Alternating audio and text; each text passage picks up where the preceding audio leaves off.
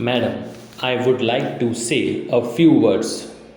It was not my intention to speak on this bill at all, but having listened to the speech of the Honorable Minister towards the end of his reply, I am rather provoked, shall I say frankly, to say a word or two about the policy of the government in the matter.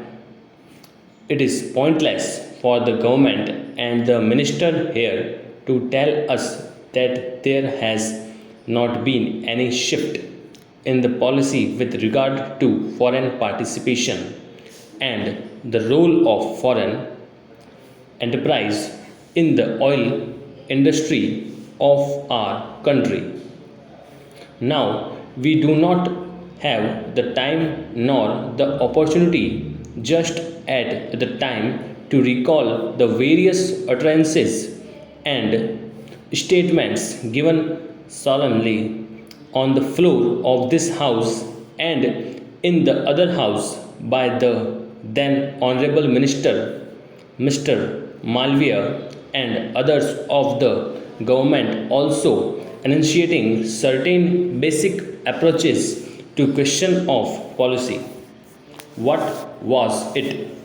In the first place, it was decided after a lot of groping in the dark in the earlier stages that as far as the oil industry was concerned, it should be from now on developed entirely in the public sector, and a beginning was made by exploration and the setting up of refineries with the cooperation of friendly countries like Romania.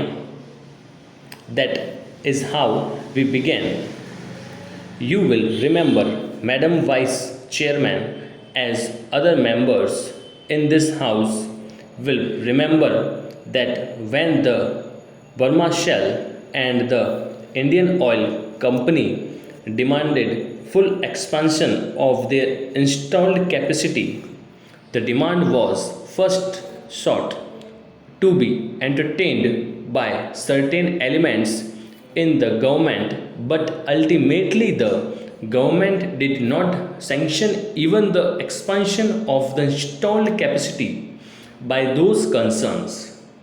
The argument at the time, and a right argument at that, was that we should be given the opportunity and we should take the opportunity now of developing our own public sector and making the public sector much more pronounced, that it would be in a matter of 2 or 3 years by stopping the expansion in the private sector as well. Therefore, we had a double policy at that time. I am not a spokesman of the government, but I do know the policy of the government because these are public policies. What was the policy? It was, on the one hand, to create a public sector in the oil industry. You will remember, Madam, and the House will remember, that when we negotiated for certain oil to imported from Russia, these foreign concerns, American and British, had the temerity to say that they would not be refining crude oil if it was imported from socialist countries and not from their own sources. After a lot of hesitation in the matter, the government ultimately and rightly so compelled these people to accept the crude oil imported from sources other than their own. This was the position. Now, these are not forgotten stories, and I may recall in the connection that the journal called Commerce wrote a series of editorial articles in which the Honorable Minister of Oil at that time was criticized precisely for pursuing an exclusively policy of public sector development in the matter of oil, and these criticisms were repeated also in certain other foreign journals, including the journals that emanate from the United States of America. It is also well known that at the time Mr. B.K. Nehru was approached by certain elements in the USA, and following that, a New York paper wrote a certain article saying that Mr. B.K. Nehru's visit to India would be helpful in getting the oil policy of Mr. Malviya reversed in the direction in which the Americans would like. The article appeared, and I quoted this article on the floor of the House.